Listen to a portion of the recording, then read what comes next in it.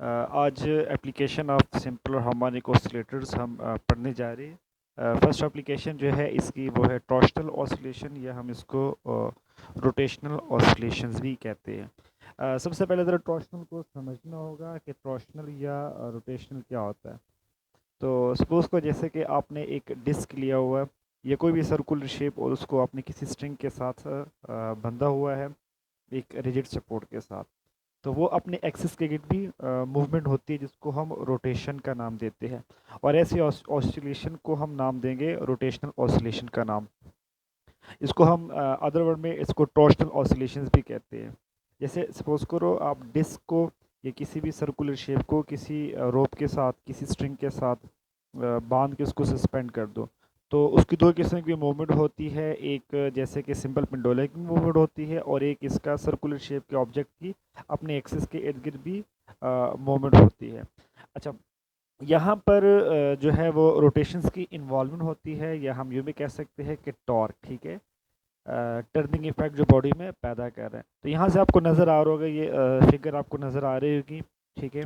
इसको अगर देखा जाए तो ये O is a initial state, ठीक है, जिसको हमने अगर इसको बिल्कुल स्ट्रेट ड्रॉ करेंगे तो उसको हम ओ पी भी कह सकते हैं, ठीक है। ओ पी इसकी मेन पोजीशन है, और O Q is the first excited state, और O R is the second excited state. और ये यूं ही रोटेट करता है। इसी रोटेशन के साथ साथ ये ट्रांसलेटरी मोशन भी होती है, जैसे कि सिंपल पेंडुलम की होती है, जैसे कि हम पढ़ते आ रहे हैं। तो यहाँ पर हम बात करेंगे, अगर आप इसके रोटेशन को फाइंड आउट करना चाहते हैं, तो अगर ये क्यों पॉइंट आपके पास मज़ीद अप साइड पे चला जाता है, तो थीटा क्या हो जाएगा, वो बढ़ जाएगा।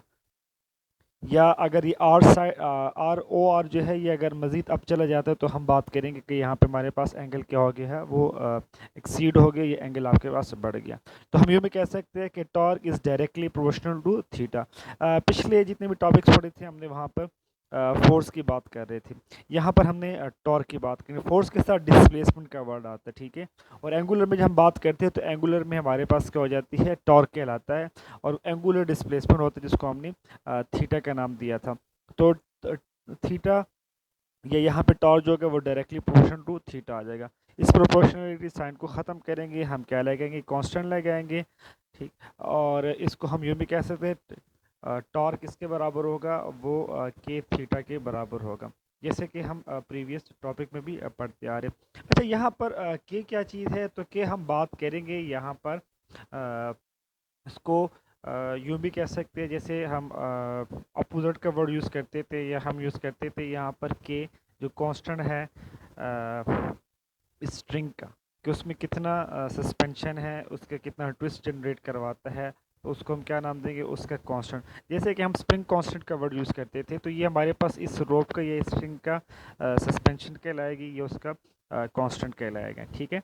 अच्छा, अब यहाँ पे नज़र आ रहा होगा, जैसे प्रीवियस टॉपिक प्रीवियस पेज पे हमने पढ़ा था, पी क्यू का वर्ड पढ़ा था, इसी तरीके से पी आर का भी वर्ड आएगा, ठीक है।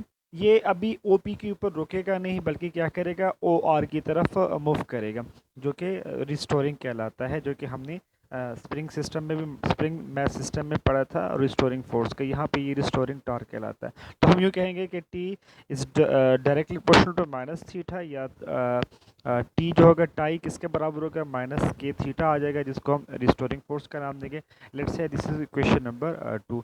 और ये ऑलरेडी हम पढ़ चुके थे कि नेगेटिव साइन किस चीज़ को शो करता है, ये हमेशा मीन पोजीशन की तरफ ही होता है। ये जिस डायरेक्शन में आपने टॉर्क को जनरेट करवाया, ये उसके अपोजिट डायरेक्शन में होता है, तो इसके साथ हम नेगेटिव का साइन लगाते हैं, ओके।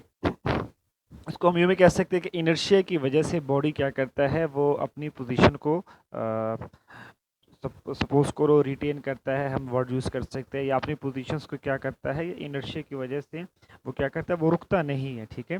वो जिस डायरेक्शन में आपने टॉर्क जनरेट करवाया, तो उसके अपोजिट डायरेक्शन में भी आपके पास क्या होता है, टॉर्क जनरेट होता है, जिसको हम रिस्टोरिंग टॉर्क का वर्ड या रिस्टोरिंग टॉर्क का नाम देंगे, क्लियर, ओके। अब हमें एक ऑलरेडी आर्टिकल पढ़ चुके थे कि टी किसके बराबर है, वो आई अल्फ़ा के बराबर है। जैसे कि हम फोर्स केसेस के कंपैरिजन पढ़ते थे, तो फोर्स किसके बराबर होता था, वो एम ए होता था, ठीक है, फोर्स एम ए।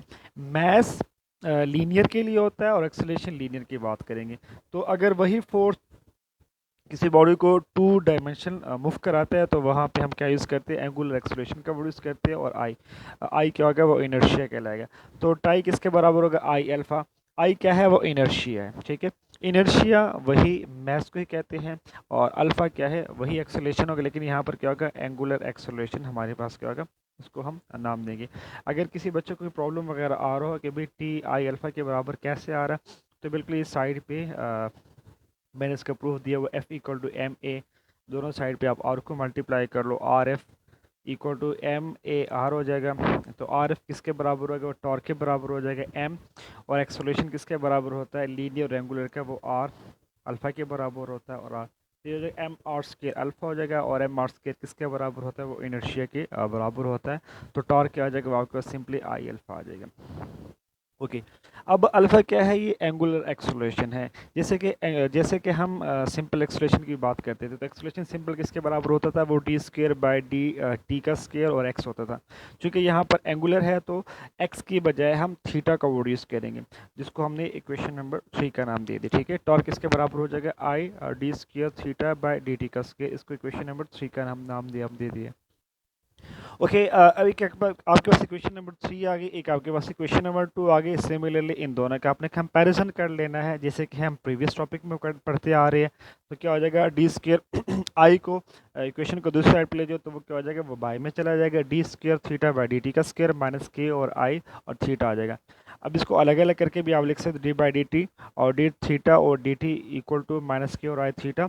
और D theta by rate of change of angular displacement क्या कहलाता है, वो एंगुलर वेलोसिटी कहलाता है। तो D omega by D T आ जाएगा इक्वल टू माइनस के और आई और थीटा आ जाएगा। दोनों साइड को आप थीटे से डी थीटे से मल्टीप्लाई करो ताकि हम अपने रिजल्ट को निकाल सके। जैसे कि वहाँ पे हमने डी एक्स के साथ मल्टीप्लाई किया था, यहाँ पे हमने डी थीटा के साथ मल्टीप्लाई कर दें। तो D omega by D T और डी थीटा आ जाएगा इक्वल टू माइनस के और आई थीटा। और डी थीटा आपके पास आ जाएगा, D theta by D T किसके बराबर होता है, इसको अलग कर लो, डी ओमेगा को अलग कर लो।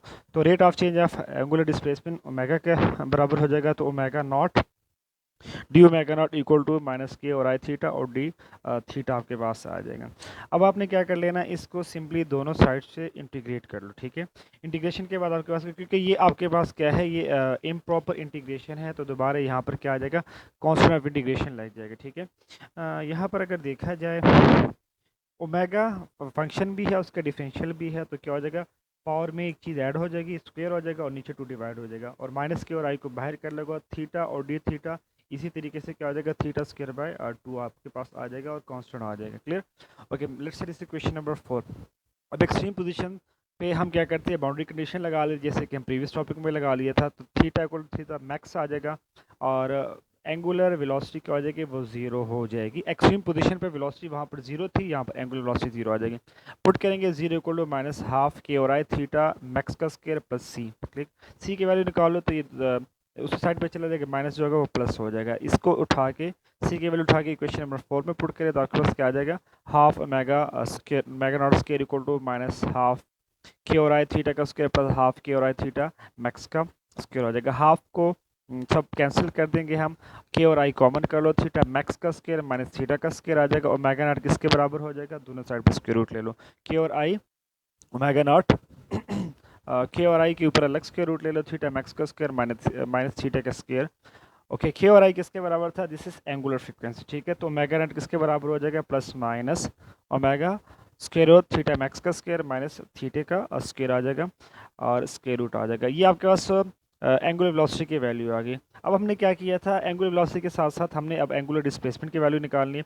तो आपने सिंपल सा इस इक्वेशन को क्या कर लेना है, इसकी डिफ्रेंशिएशन कर लेनी है। तो D theta by D T equal to K और आई थीटा मैक्स का स्क्वायर माइनस थीटे का स्क्वायर। दोबारा क्या करेंगे, इसको क्रॉस मल्टीप्लाई कर दो, थीटा मैक्स का स्क्वायर माइनस थीटा का स्क्वायर नीचे आ जाएगा डी थीटा, और ये डी टी को दूसरी साइड पर मल्टीप्लाई कर दो तो क्या आ जाएगा, डी टी उसके साथ के और आई स्क्वायर रूट के साथ आ जाएगा। दोबारा आपने क्या कर लेना, इसको इंटीग्रेट कर लेना, ठीक है।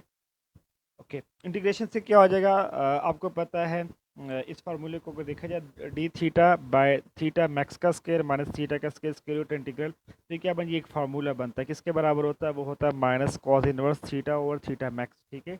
के और आई इंटीग्रेशन से बाहर आ जाएगा, डी टी आ जाएगा, डी टी की इंटीग्रेशन सिंपली क्या आ जाएगा, टी ही आ जाएगा। दोबारा इम्प्रॉपर इंटीग्रेशन है तो क्या लग जाएगा यहाँ पर कांस्टेंट ऑफ इंटीग्रेशन लग जाएगा, जिसको हमने फाई का नाम दे दी। ठीक है, ओके। अब कॉस इनवर्स को उस साइड पे, इक्वेशन को दूसरी साइड पे ले जाओ, तो कॉस बन जाएगा माइनस के और I theta T plus five. Theta किसके बराबर हो जाएगा, थीटा मैक्स को मल्टीप्लाई कर लो, और कॉस की प्रॉपर्टी है कि माइनस की तरफ को क्या कर लेता है, cos minus theta cos theta के बराबर हो जाएगा। ओके, तो थीटा किसके बराबर हो जाएगा, सिंपल सा, theta equal theta max cos omega T plus Y. इस तरीके से हमने एंगुलर डिस्प्लेसमेंट की वैल्यू भी निकाल ली, एंगुलर वेलोसिटी की वैल्यू भी निकाल ली।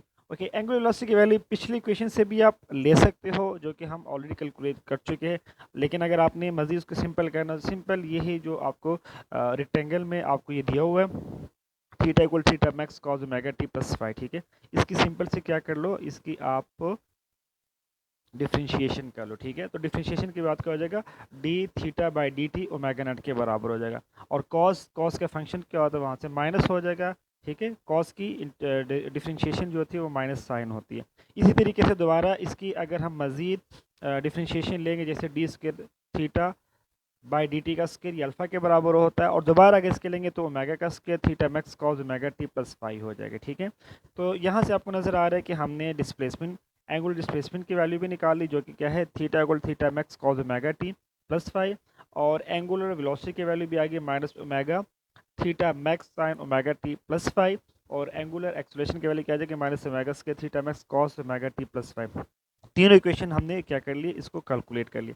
अब यही जैसे कि हमने पिछले उसमें भी कैलकुलेट किया था, अब ये तीनों का एंगुलर वेलोसिटी का और एंगुलर एक्स वेलोसिटी और एंगुलर डिस्प्लेसमेंट का जो जो रिजल्ट है, ये हमारे पास एनर्जी के लिए हम इसको यूज़ करेंगे। ठीक है, जैसे पोटेंशियल एनर्जी होता है एम जी एक्स होता है, ठीक है, एम जी थीटा होगा यहाँ पर, और जैसे कि काइनेटिक एनर्जी क्या होती है, जैसे kinetic energy half M V का स्क्वायर, वी के जब बजाय क्या आ जाएगा, एंगुलर वेलोसिटी आ जाएगी। ठीक है, तो वहाँ पर हम इसको रिजल्ट को यूज़ करेंगे।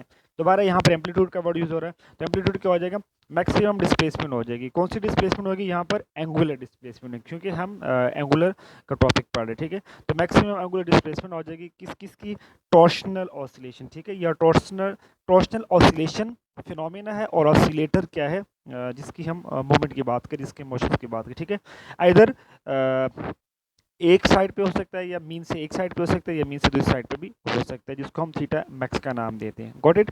ओके, टाइम पीरियड की बात करेंगे तो वही टाइम पीरियड की वही डेफिनेशन आ जाएगी, लीनियर की बजाय सिर्फ एंगुलर का वर्ड यूज करें। ठीक है, तो time taken by torsional oscillation to complete one angular oscillation. ठीक है, एक एंगुलर ऑसिलेशन अगर एक बॉडी कंप्लीट करेगा, कितना टाइम लेगा, उसको हम टाइम पीरियड का नाम देंगे। ठीक है, और यहाँ पर हमने क्या करना है, अभी इसको टी से डिनोट करना है, और सिंपल हार्मोनिक ऑसिलेटर के हमारे ने रिजल्ट निकाला हुआ है फर्स्ट ईयर में भी, तो वो होता है A equal to minus omega square X, और यहाँ पे भी हमने प्रीवियस उस रिलेशन में हमने पढ़ा था कि एक्सलेशन किसके बराबर होता है, वो माइनस ओमेगा स्क्वायर एक्स।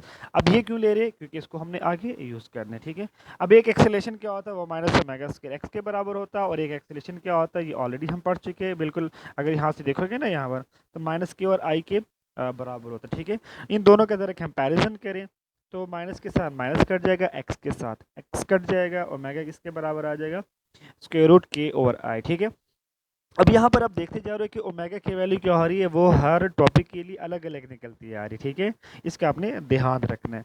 यहाँ पे हमारे पास ओमेगा किसके बराबर हो जाएगा, अब ओमेगा की वैल्यू ज़रा कैलकुलेट करो, यहाँ से टाइम पीरियड भी कैलकुलेट कर सकते हो, और यहाँ से फ्रिक्वेंसी को भी कैलकुलेट कर सकते हो। तो टाइम पीरियड किसके बराबर हो जाएगा, टी इक्वल टू पाई और ओमेगा, ओमेगा की वैल्यू पुट करो तो टी किसके बराबर, टू पाई आई ओवर के। ठीक है, स्क्वायर रूट। अब आप टाइम पीरियड इसके डिफरेंट वैल्यूज डिफरेंट टॉपिक के लिए हमारे पास क्या आ जाएगा, वो डिफरेंट है, टू पाई सबके साथ आ जाएगा। अब हमारे पास इनर्शिया और यहाँ पे कांस्टेंट आ जाएगा।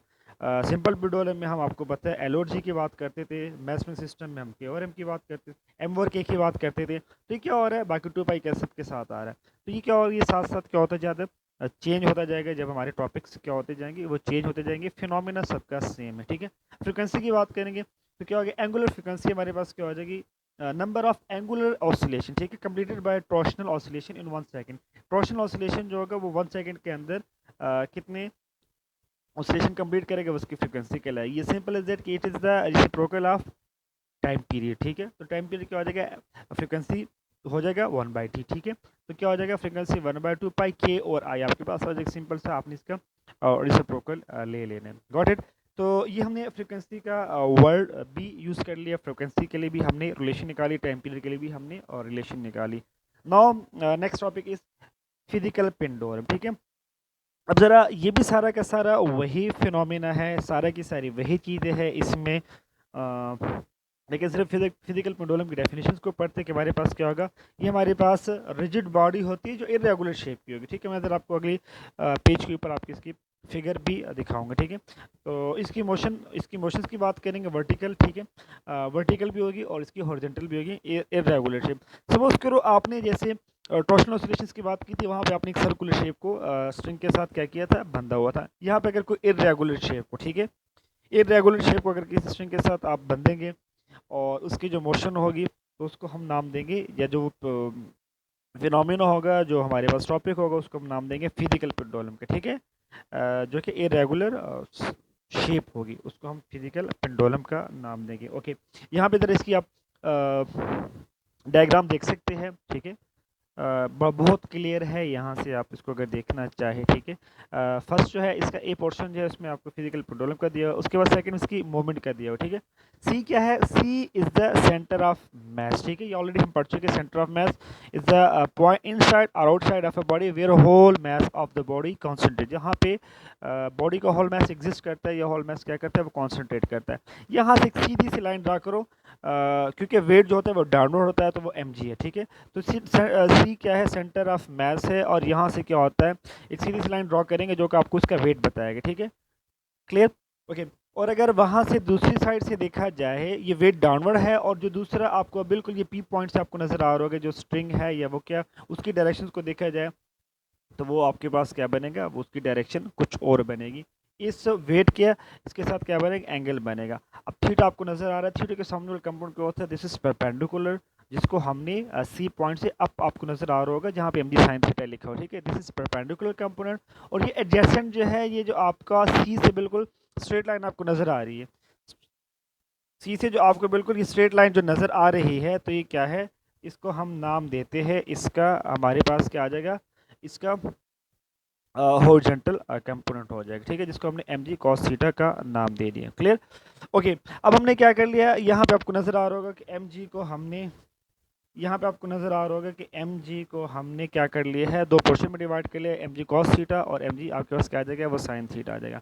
एक इसका रेडियल कंपोनेंट है और एक इसका आपके पास क्या आ रहा है, वो टेंजेंशियल कंपोनेंट आ रहा है, ठीक है। इसको हमने क्या कर लिया, एक रेडियल कंपोनेंट का नाम दे, एक हमने टेंजेंशियल कंपोनेंट का नाम दे, ठीक है। ओके, अब हमने ज़रा यहाँ पर बात करनी है कि यहाँ पर जो चलिए यहाँ पे हम इस टॉपिक को अपना वाइंड अप करते हैं। फिजिकल पेंडुलम इंशाल्लाह हम नेक्स्ट लेक्चर में एक्सप्लेन करेंगे। टिल देन टेक केयर, अल्लाह हाफिज़।